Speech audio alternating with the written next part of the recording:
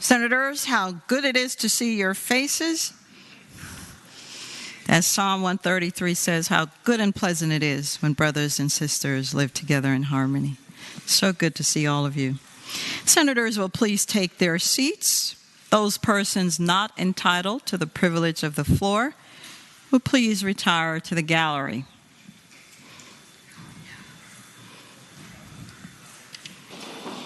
The senators and all in attendance, please stand.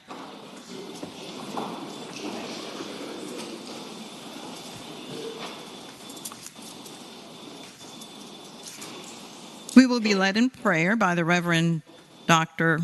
Rodney D. Waller of the First African Baptist Church of Richmond. Following the prayer, everyone will please remain standing. We will be led in the Pledge of Allegiance by Lindley Griffin, Deputy Director of Committee Operations and Calendar Clerk in our Senate Clerk's office. Let us pray. Dear wise and most gracious Father, first let me say thank you on the behalf of all that's gathered here today. Thank you for your many blessings. Thank you for life itself and for health and strength that enables us to fulfill our callings. Thank you for this governing body that you have assembled here to lead the State Senate of Virginia. Thank you for allowing the freedom to embrace you and for loving us for your boundless and gracious nature. Therefore, I pray for our Senate and the various levels of congressional officials, and in particular this council that gathered here on today. I'm asking that you would graciously grant them wisdom to govern amid the conflicting issues and interests of our time, a sense of welfare and true need of our people, a thirst for justice and righteousness, and grant each person with the ability to work together in harmony even when there's honest disagreement. I pray for peace in their lives and joy in their tasks.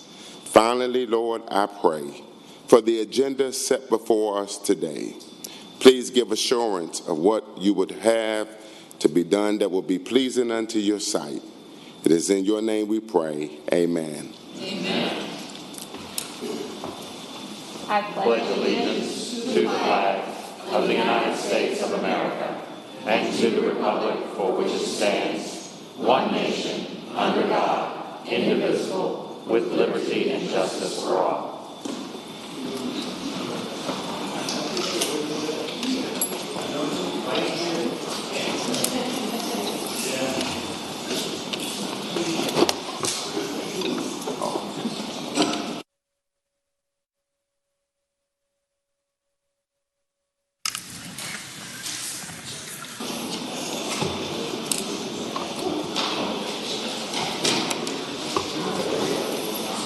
The clerk will call the roll. All those present, please vote aye.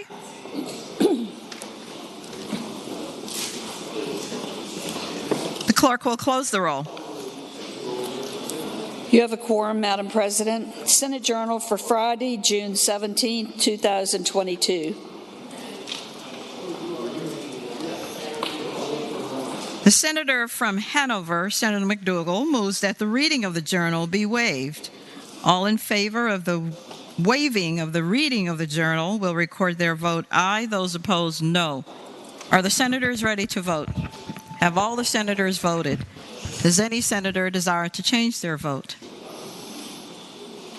The clerk will close the roll. Ayes 30, noes 5. Ayes 30, noes 5. The reading of the journal is waived. The clerk will now report any communications from the House of Delegates. We do not have any, Madam. The clerk will now report any communications from the governor. We do not have any.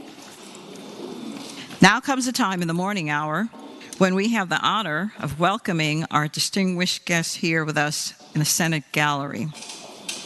I will remind you that we will recognize you first and then we will applaud afterwards. And so with that, I move I recognize the senator, the senior senator from Richmond City, Senator McClellan. Thank you, Madam President. I rise for an introduction. The senator may continue. Thank you, Madam President. Today's invocation was given by a very good friend and constituent of mine, Dr. Rodney D. Waller, who is the 10th pastor of the historic First African Baptist Church here in Richmond, which is the third oldest African American church in the United States. Dr. Waller will celebrate his 14th anniversary in 2 weeks, and under his leadership, the church has experienced tremendous growth in membership and ministry, and he is best known for his gifted preaching, his visionary leadership, and love for teaching God's Word. His love and sense of compassion for others makes him no stranger to service in the community, and he is a part of a wide variety of organizations here in Richmond and across the Commonwealth, and I ask that we give him a warm Senate welcome. Doctor, will you please stand so that we can officially recognize you? Thank you for all that you do in the community, and thank you for your care, and thank you for bringing the Word of God. It is definitely needed in our society. And senators, let us give him the warm welcome of his Senate.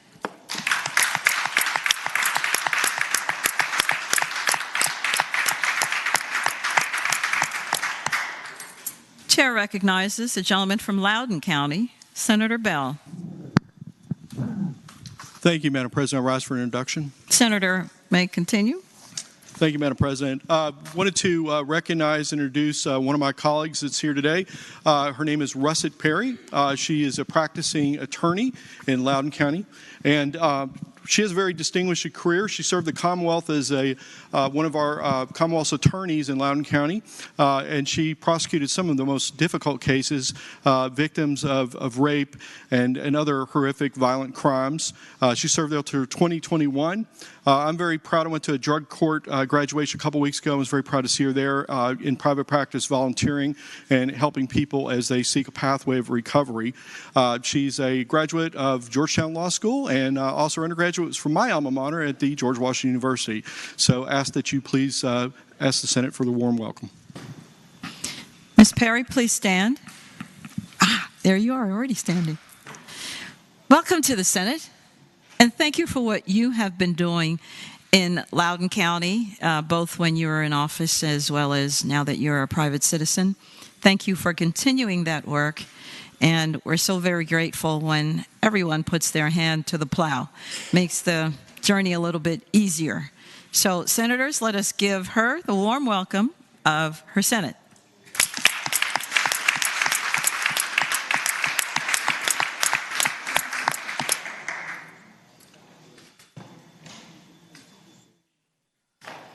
Chair recognizes gentleman from Hanover, Senator McDougall. Thank you, Madam President. Madam President, would the journal please reflect that the gentleman from Lynchburg, the gentlelady from Chesterfield, the gentleman from King George, and the gentleman from James City are away for pressing personal business? So recognize Senator. The Senator from Eastern Fairfax County, Senator Somerville. Good afternoon, Madam President. I rise for request. Will the clerk please note in the journal the absence of my seatmate, the senator from the city of Fairfax, for pressing personal business. It is so noted.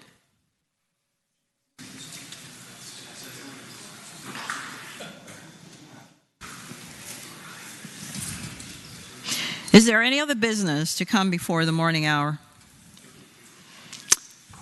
Chair recognizes the senior senator from Fairfax County, Senator Saslaw.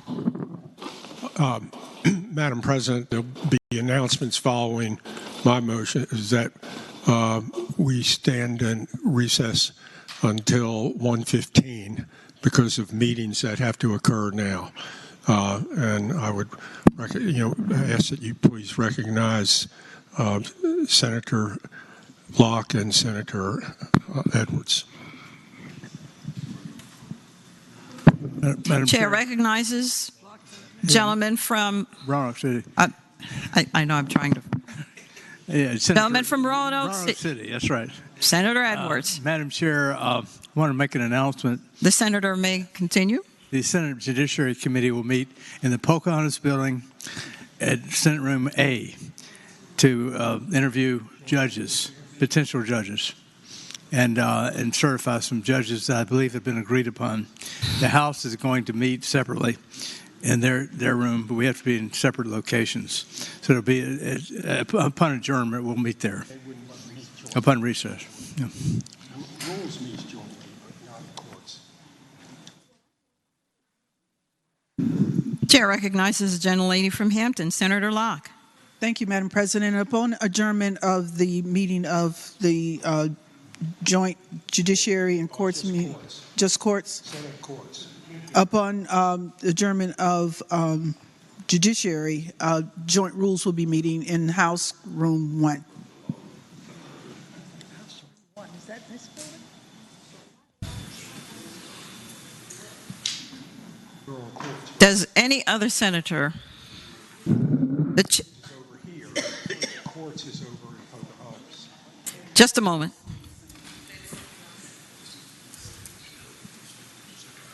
Rules is together. Courts are separate.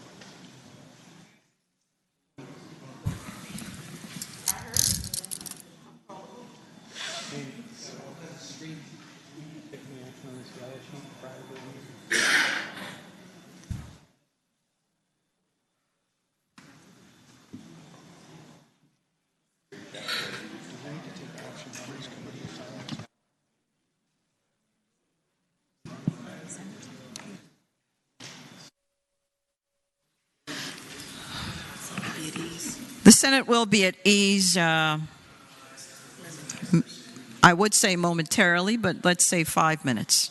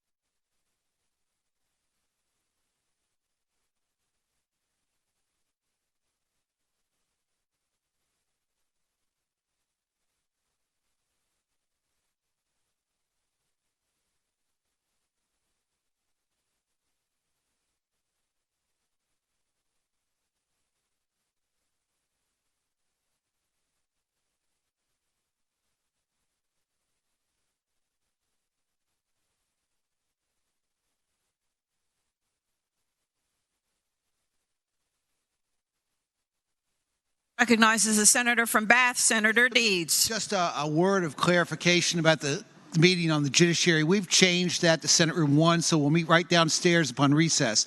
We didn't do that before because we were under the impression, DLS was under the impression, that we had to stream these meetings, had to stream these interviews. And the room downstairs is not equipped to do streaming. So we're going to meet downstairs in Senate Room 1. We're not going to be streaming anything. If anybody's got an objection, you can take it up at the meeting. We tried to do this on a joint basis, and the House was insistent on having their own meeting. Chair recognizes the gentleman from Hanover. Madam Chairman, Madam President, just so I'm clear, so there'll be judiciary in this building. Immediately upon adjournment of judiciary, there will be joint rules across in House Room 1, and immediately upon joint rules finishing, the Senate Republican Caucus will meet in our normal room before we come back.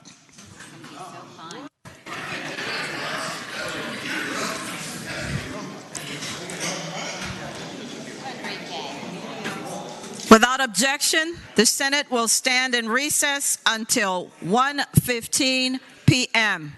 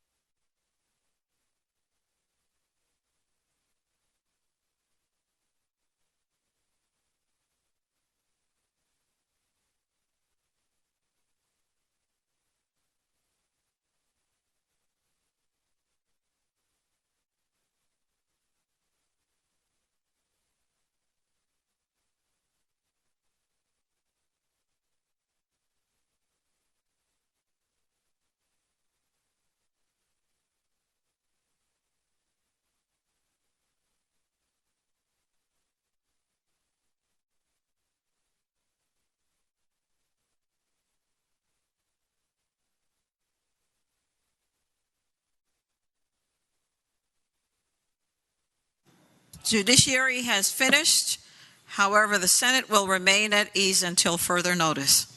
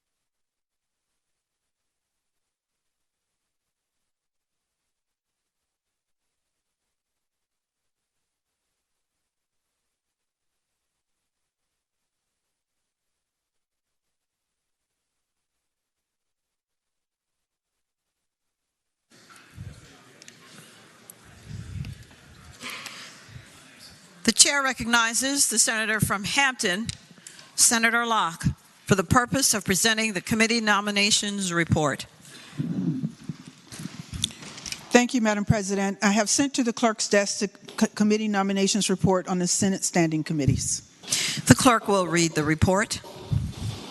2022 Senate Standing Committees, Finance and Appropriations, Howell, co-chair, Barker, co-chair, Saslaw, Normant, Hanger, Lucas, Newman, Ruff, Vogel, Edwards, Dees, Locke, Peterson, Marsden, Eben, and McClellan.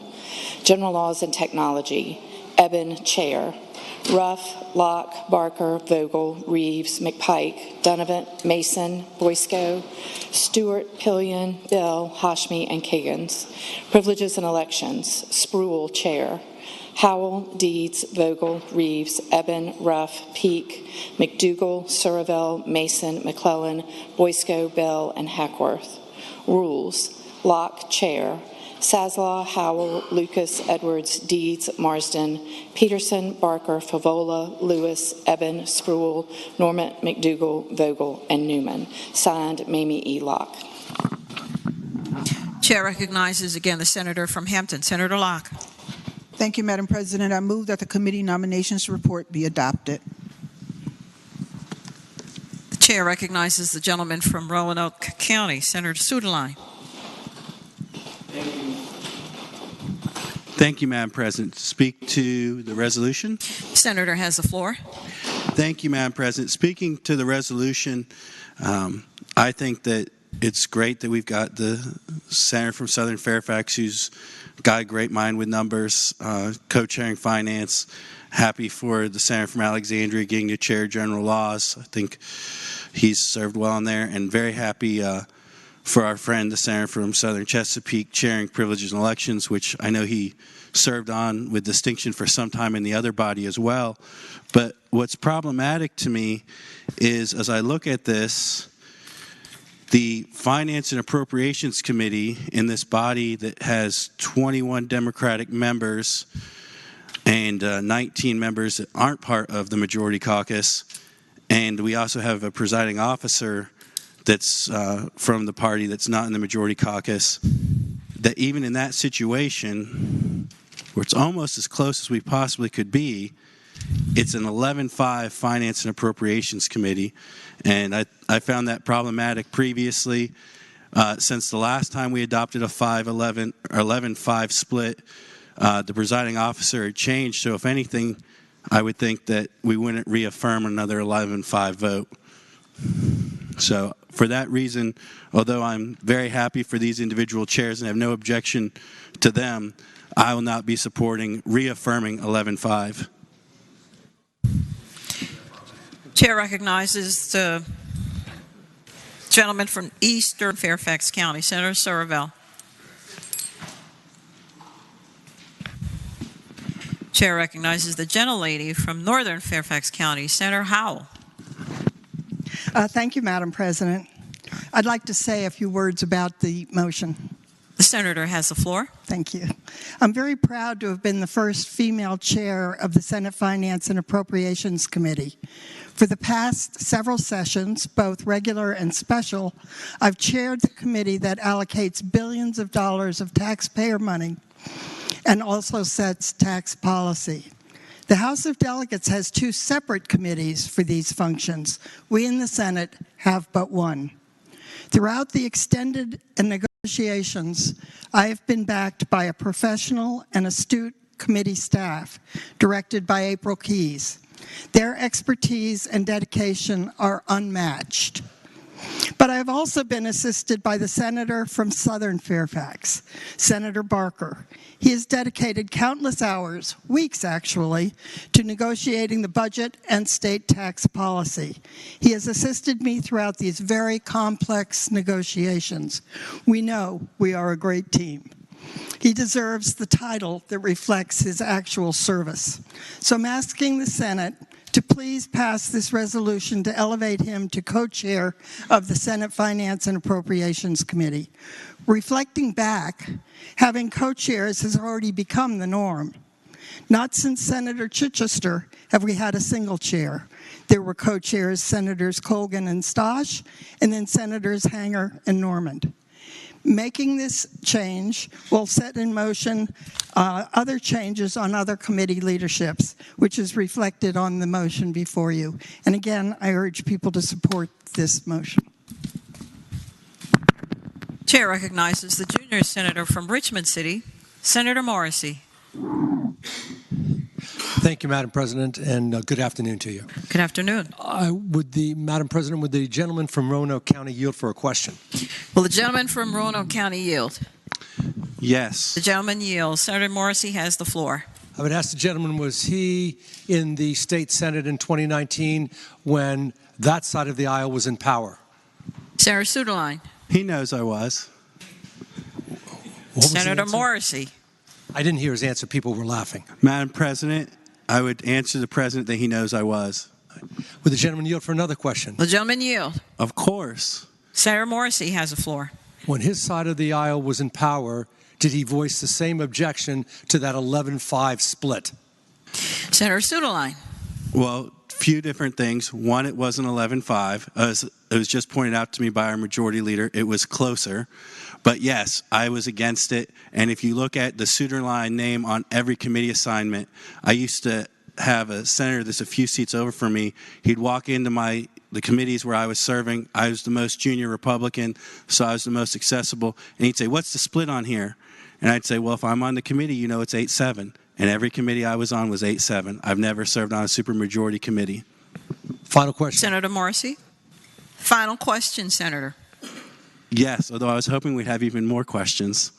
Gentleman yields. Senator Morrissey. So before I sit down, I understand that the senator was consistent, whether it was 11-5 or 11 split, 11, whatever it was a split. He was consistent before and objecting to that parity. Is that correct? Senator Suderline. Madam President, I would tell the senator that I said we shouldn't have disproportionate things. And when we had the vote in the Senate, that report came through unanimously. Okay. I thank the senator, Madam President. Chair recognizes Senator Saslaw, the senior senator from Fairfax County. Just for informational purposes, the senator may continue. Madam President, it was 10-5 when they were in charge. 10 R's, 5 Democrats, and they made sure they had a healthy margin on every committee.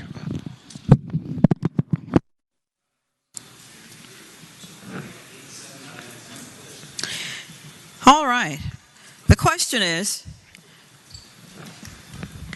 shall the report from the committee on nominations be adopted? As many as are in favor of the adoption of the report will record their votes aye. Those opposed, no. Are the senators ready to vote? Have all the senators voted? Does any senator desire to change their vote?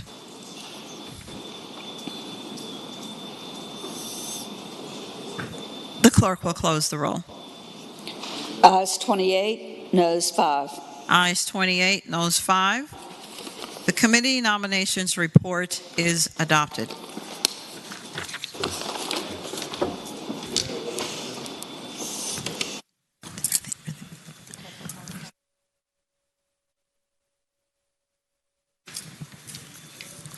The clerk will call the calendar.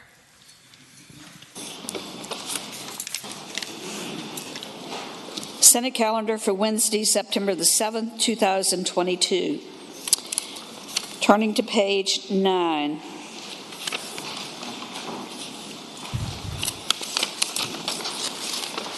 Memorial resolutions. Chair recognizes Senator Sorovell. Not yet, Madam Chair. Just almost there. Senate Resolution 672, celebrating the life of Lieutenant Colonel Justin Constantine, United States Marine Corps, retired. Madam President. Senator Sorovell. I'd ask that that resolution be removed from the block and go by for the day. Without objection, Senate Resolution 672 is out of the block and by for the day.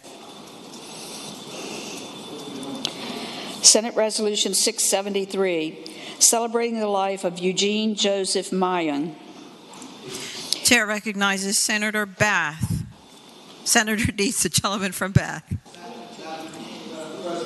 The resolution be agreed to in the usual manner.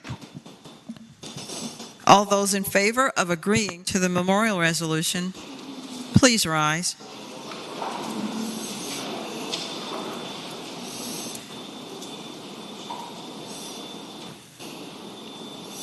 The resolution is agreed to. Senate Resolution 680, celebrating the life of Mary Lou Pauline Ablovich.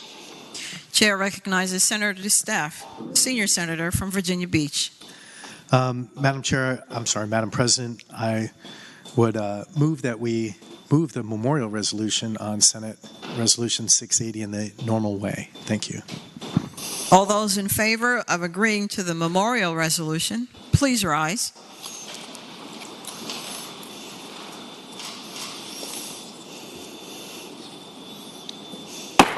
The resolution is agreed to. Commending resolutions. Chair recognizes the senior senator from Fairfax County, Senator Saslaw. Madam President, I move that the commending resolutions on 9 and 10, that's SR 674 through SR 684, be considered by block in the block by voice vote, waiving the reading of the resolutions, with the understanding that any senator desiring to remove a resolution from the block, please do so after the clerk has read the number of the resolution. The question is, shall the commending resolutions on pages 9 and 10, Senate Resolution 674 through Senate Resolution 684, be considered in the block by voice vote, waiving the reading of the resolutions, with the understanding that any senator desiring a resolution removed from the block will do so after the clerk has read the number of the resolution? All in favor of the motion will say aye. Those opposed, no. The ayes have it. The motion is agreed to. The resolutions are before us in the block. The clerk will read the numbers of the resolution. Senate Resolutions 674, 675, 676, 677, 678, 679, 681, 682, 683, 684. The question is, shall the resolutions be agreed to? All in favor of agreeing to the resolutions will say aye. Aye. Those opposed, no. The resolutions are agreed to.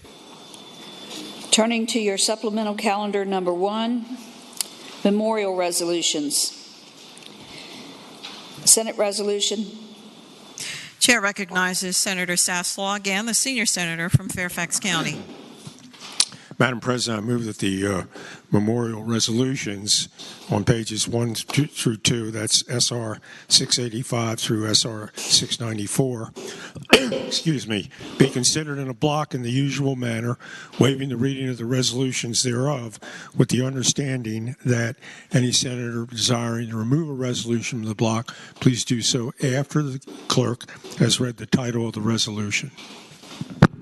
The question is, shall the memorial resolutions on pages 1 and 2, Senate Resolution 685 through 694, be considered in the block in the usual manner, with the understanding that any senator desiring a resolution removed from the block will do so after the clerk has read the title of the resolution?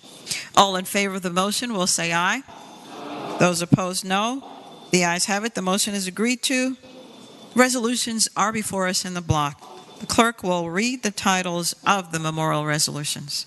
Senate Resolution 685, celebrating the life of Robert Peter Layler, Jr. Senate Resolution 687, celebrating the life of Richard Lee Spreader, Sr. Senate Resolution 688, celebrating the life of Talisha L. Chandler. Senate Resolution 690, celebrating the life of Carol Laverne Elliott King. Senate Resolution 691, celebrating the life of Charles M. Greenhood. Senate Resolution 692, celebrating the life of Margaret Ann McDaniel.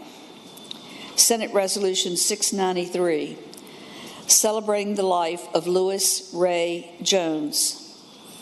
Senate Resolution 694, celebrating the life of Mark C. Nunez. The resolutions will be agreed to in the usual manner. All those in favor of agreeing to the memorial resolutions, please rise.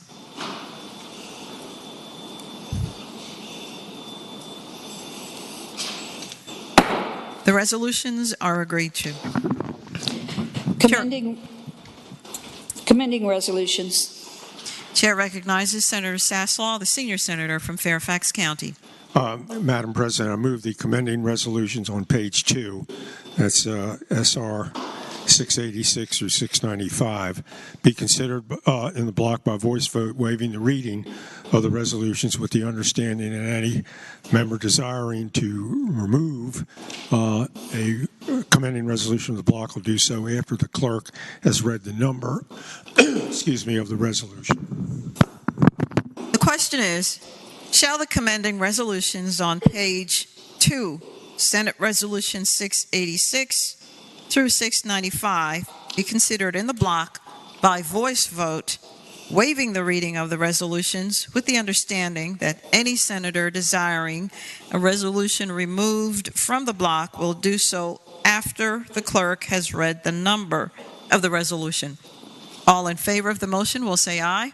Aye. Those opposed, no. The ayes have it. The motion is agreed to. The resolutions are before us in the block. The clerk will read the numbers of the resolution. Senate Resolutions 686, 689, 695. The question is, shall the resolutions be agreed to? All in favor of agreeing to the resolutions will say aye. Those opposed, no. The resolutions are agreed to.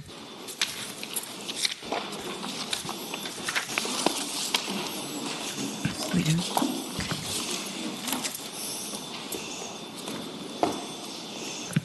Sergeant at Arms. Madam President, a message from the House. Please receive it. The delegate from Pennsylvania, Delegate Adams.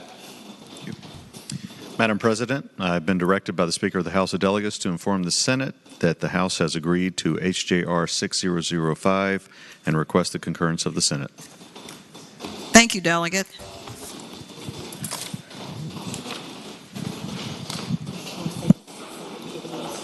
The Senate will be at ease while we receive the message.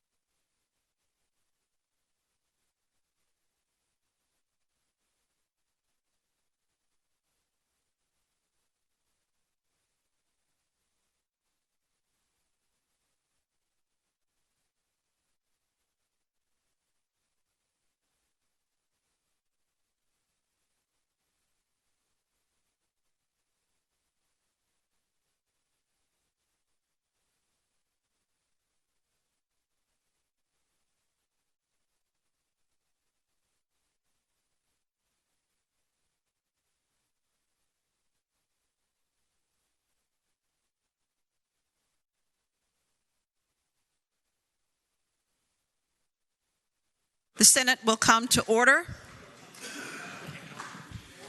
The chair recognizes the senator from Roanoke City, Senator Edwards.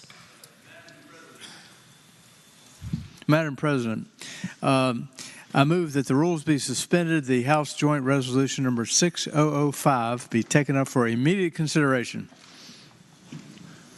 The question is, shall the rules be suspended and House Joint Resolution number 6005 be taken up for immediate consideration? All in favor of the motion will record their votes aye. Those opposed, no. Are the senators ready to vote? Have all the senators voted? Does any senator desire to change their vote? The clerk will close the roll. Ayes 29, noes 0. Ayes 29, no 0. The rules are suspended to take up the resolution for immediate consideration. Chair again recognizes the gentleman from Roanoke City, Senator Edwards. It's actually a senator, but Madam President, I move the resolution be agreed to. The question is, shall the resolution be agreed to? All in favor of agreeing to the resolution will record their votes aye. Those opposed, no. Are the senators ready to vote? Have all the senators voted? Does any senator desire to change their votes? Clerk will close the roll. Ayes 31, noes 0. Ayes 31, no 0. The resolution is agreed to. Chair directs the gentleman and senator from Roanoke City, Senator Edwards, to inform the House of Delegates of the action of the Senate. The Senate will be at ease temporarily.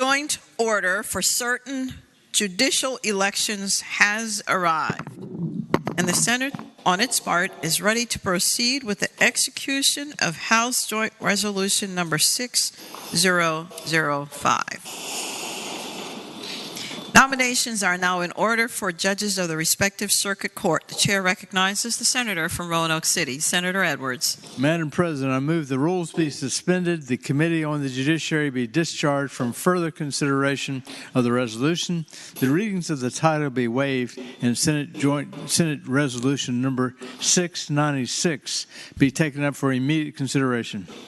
The question is, shall the rules be suspended, the Committee on the Judiciary be discharged from further consideration of the resolution, the readings of the title be waived, and Senate Resolution number 696 be taken up for immediate consideration?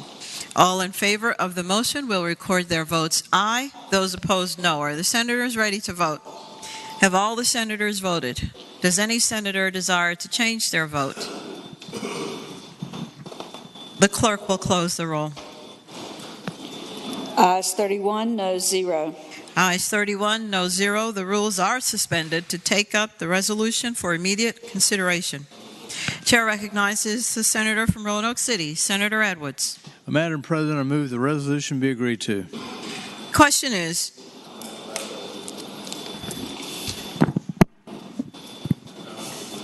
Open Shane? No. what's the next? Yeah. The question is, shall the resolution be agreed to? All in favor of the motion will say aye. Those opposed, no. The ayes have it. The resolution is agreed to. Nominations are now in order for a judge of the respective General District Court. The chair recognizes the gentleman from Roanoke, Senator Edwards. Madam President, I move the rules be suspended, the Committee on the Judiciary be discharged from further consideration of the resolution, the readings of the title be waived, and Senate Resolution number 697 be taken up for immediate consideration. The question is, shall the rules be suspended, the Committee on the Judiciary be discharged from further consideration of the resolution, the readings of the title be waived, and Senate Resolution number 697 be taken up for immediate consideration? As many as in favor of the motion will record their votes aye. Those opposed, no. Are the senators ready to vote? Have all the senators voted? Does any senator desire to change their vote? The clerk will close the roll. Ayes 31, no 0. Ayes 31, no 0. The rules are suspended to take up the resolution for immediate consideration. Chair recognizes the senator from Roanoke City again, Senator Edwards. Madam President, I move that the resolution be agreed to. Question is, shall the resolution be agreed to? All in favor of the motion will say aye. Aye. Those opposed, no. The ayes have it. The resolution is agreed to. Nominations are now in order for a judge of the respective Juvenile and Domestic Relations District Court. Chair recognizes the senator from Roanoke City, Senator Edwards. Madam President, I move the rules be suspended, the Committee on the Judiciary be discharged from further consideration of the resolution, the readings of the title be waived, and Senate Resolution number 698 be taken up for immediate consideration. The question is, shall the rules be suspended, the Committee on the Judiciary be discharged from further consideration of the resolution, the readings of the title be waived, and Senate Resolution number 698 be taken up for immediate consideration? Those in favor of the motion will record their votes aye.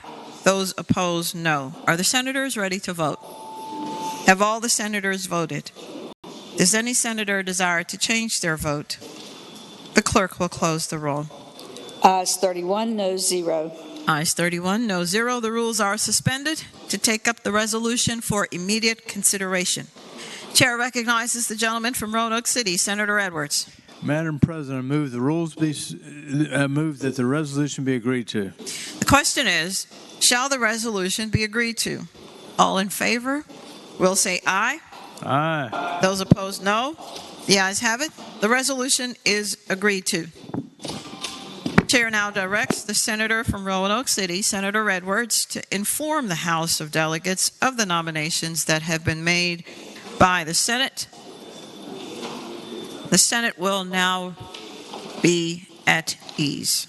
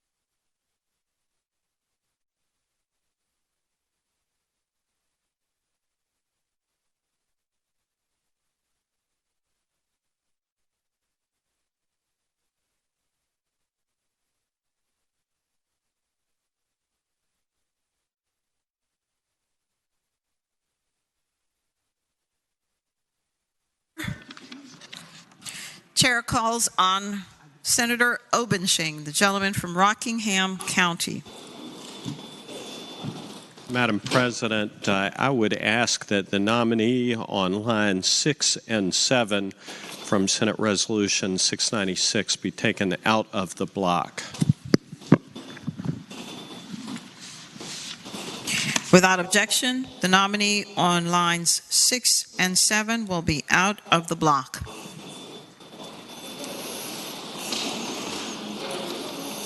The question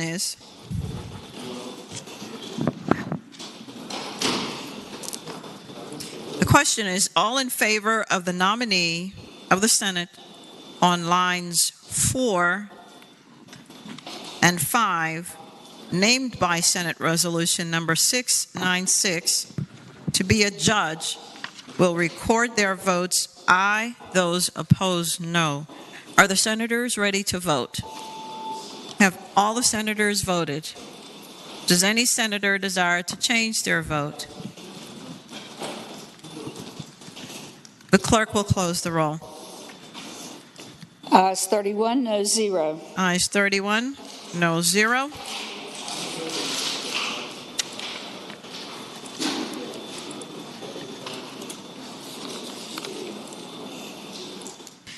The question is, all in favor of the nominee of the Senate on lines 6 and 7, as named by Senate Resolution number 696 to be a judge, will record their votes aye, those opposed no.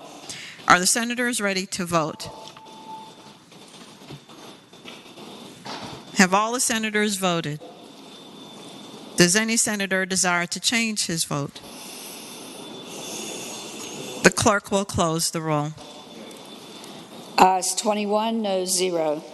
Ayes 21, no 0. The motion passes.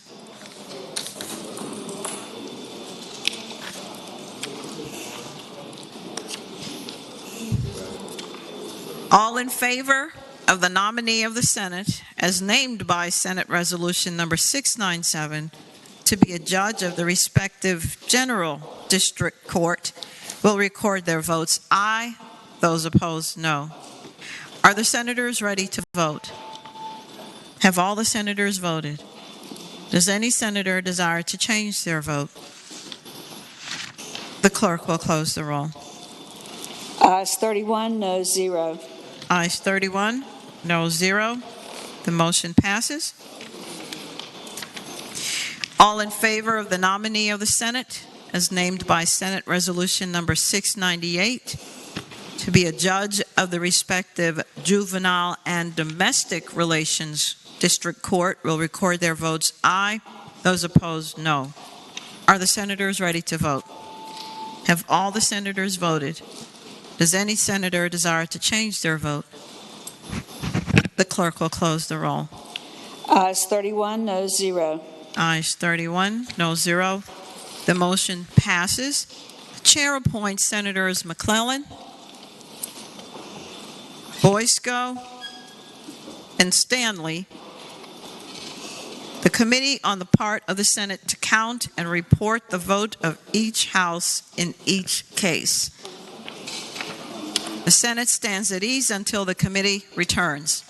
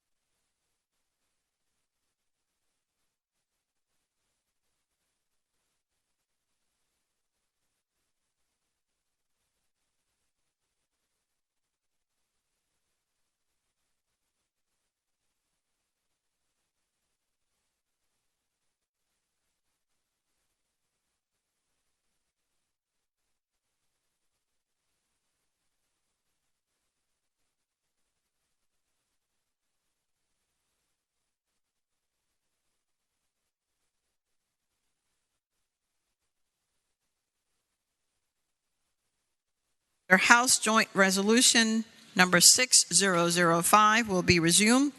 The clerk will read the report of the committee to count the vote.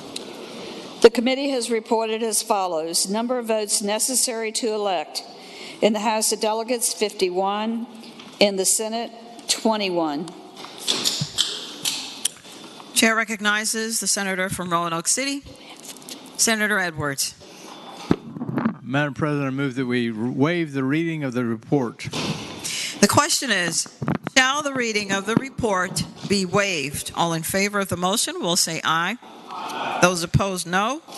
The ayes have it. The resolution is agreed to. The reading of the report is waived. Now then, those named in the report as having received the vote of the majority of the members elected to each House of the General Assembly are declared duly elected as judges of the respective circuit courts, General District Court, and Juvenile and Domestic Relations District Court for the terms that have been set forth.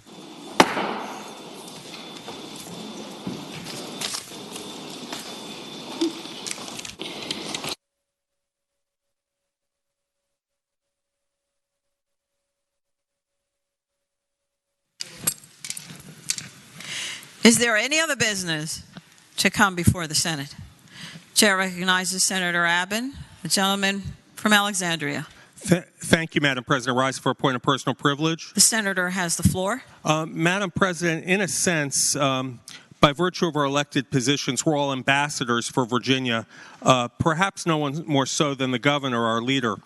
And with that great honor comes a great responsibility. We have the ability to have a great positive impact when we lend our names to worthy things, whether they're charities, reputable candidates for office, or get behind good community causes. And I was disappointed to learn that our governor, Glenn Youngkin, is traveling to Maine to campaign for Paul LePage, who has a long history of using inflammatory racist rhetoric during his controversial and divisive tenure as the former governor of the state. And I have a few examples. There's a whole catalog of awful things this Paul LePage has said, but I'll just read 3 quotes. He said, quote, "You shoot at the enemy, you try to identify the enemy, and the enemy right now, the overwhelming majority of people coming in are people of color." He further said, "Black people come up the highway and they kill Mainers," and that's a quote. He said, quote, "The traffickers, these are guys by the name of D Smoothie, D Money, D Shifty. These guys that come from Connecticut, New York, they come up here, they sell their heroin, they go back home. Incidentally, half the time they impregnate a young white girl before they leave." These are things that a public official, a former ex-public official in Maine said that our governor has chosen to lend his name to and campaign for. It's hard to believe that Governor Youngkin would lend his support to a candidate whose divisiveness governed his leadership to a degree that he pined, quote, "for the days when he could have killed the Democrat in a duel." Is that really the kind of public discourse we want to encourage? I hope that Governor Youngkin will reconsider his decision to stand in support of someone of that ilk.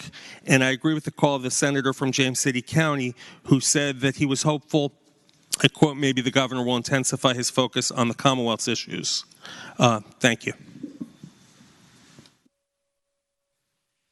Chair recognizes Senator Boysko, the gentlelady from northwestern Fairfax County. Thank you, Madam President. I rise for a brief moment of personal privilege. The senator has the floor. Thank you, Madam President. I had not intended to speak today. However, I just have to share my disappointment in the judicial votes. Typically, in this body, we defer to the will of the delegation. And everybody was told how the vote went, that it was a strong majority of people in the House and the Senate who supported the judges who came before us today. I was very disappointed to see that a large number of members here declined to vote on one of the judges. I've had conversations with people who are on the bench in Virginia who have expressed concerns that they're worried when their turn comes up to run again that they perhaps won't be running again because they don't want to go through what has happened over the past year in the 20th Circuit. And I just feel like I can't leave it unsaid to say that I'm really disappointed. The people that we just voted on are fair, deliberate, thoughtful, non-political, and that's what we're supposed to do with our, that's what judges are supposed to be. If we are going to start politicizing this process and all the members of one party decide not to vote on someone else because someone doesn't like them, I think that sets a really dangerous precedent. And I would ask that we all think about this. Earlier today, I had the opportunity to celebrate with a group of Republicans and Democrats who had worked really hard on another piece of legislation that we were all really happy to celebrate. And we discussed how we can work together, that we don't always have to agree with one another, but we're not disagreeable. And I would ask my colleagues on both sides of the aisle to think about how we want to be as a body, whether or not we want to strike divisions where it's not necessary, where there was consensus in a local matter, or if we want to really try to separate ourselves from one another. And I appreciate the time. Thank you.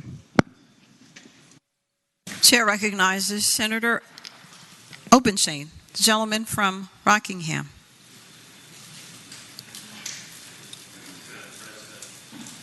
Madam President, I rise for a point of personal privilege. The senator may continue.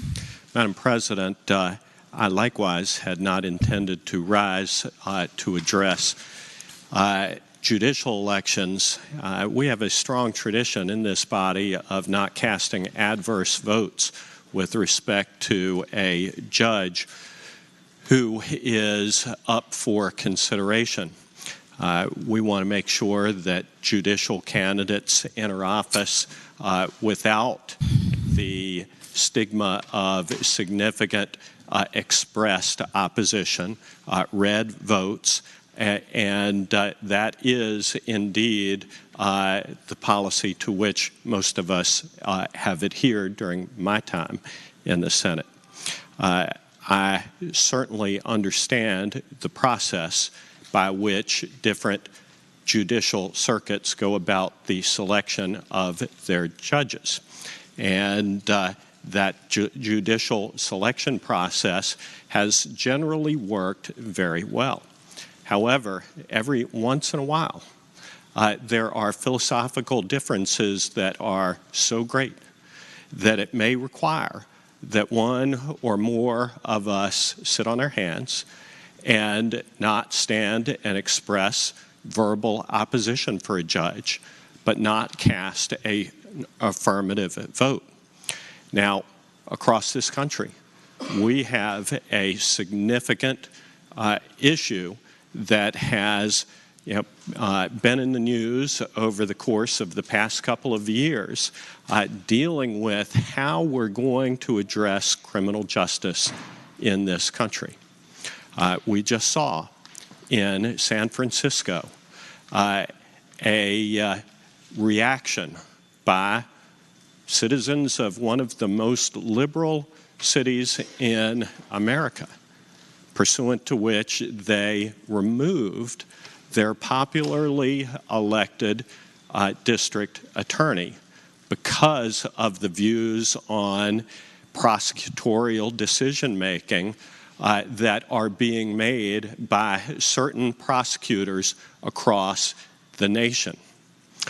We have, in Virginia, a handful of prosecutors who ran for office making it very, very clear that they adhere to the same principles and philosophy embraced by the district attorney for the city of San Francisco. And I do not believe that the citizens of Virginia embrace that philosophy. I know that the citizens of the 26th Senate District do not embrace that philosophy. It is one thing when the citizens of a county freely choose to elect a prosecutor with that philosophy that has been embraced and articulated. Citizens of that county or that city are going to have to live with the decisions that they made.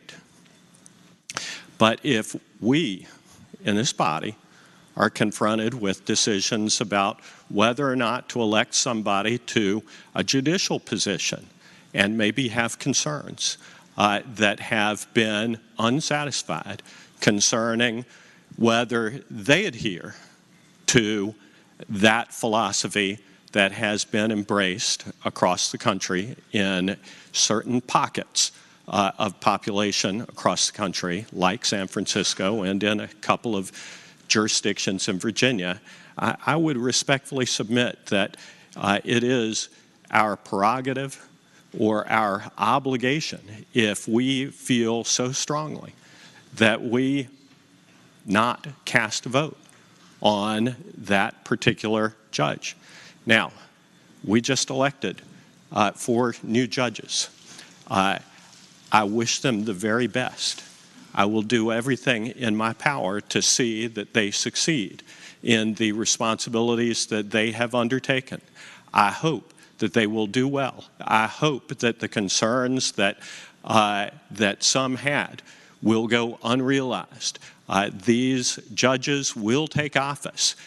They will undertake the responsibility of meting out justice in accord with the beliefs of their jurisdictions. And I hope that they will do it well. I hope that they will do it faithfully. I hope that they will adhere to the laws passed by this General Assembly. And I wish them Godspeed on that journey.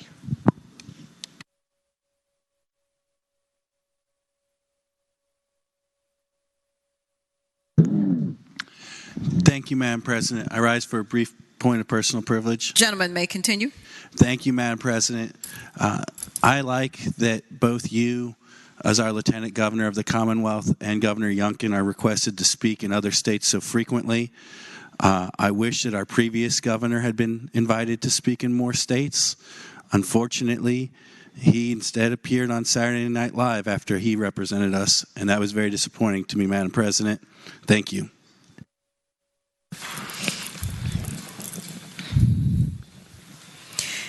Is there any other business to come before the Senate?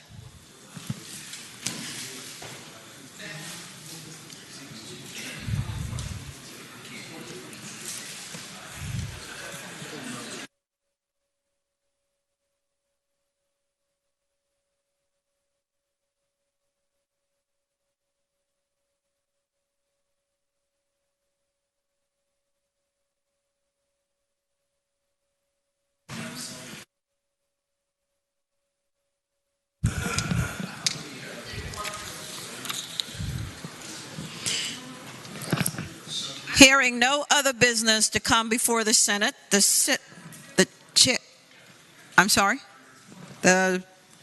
chair recognizes the senator from Portsmouth, Senator Lucas. Thank you, Madam President. Madam President, I move that the Senate do now adjourn pursuant to HJR 6001 until reconvened within a 48-hour notice by the call of the chair of the Senate Committee on Rules. The question is, shall the Senate adjourn pursuant to HJR 6001 until reconvened with at least 48 hours notice by the call of the chair of the Senate Committee on Rules? All in favor of the motion will say aye. Aye. Those opposed, no. No. The ayes have it. The motion is agreed to. The Senate stands adjourned.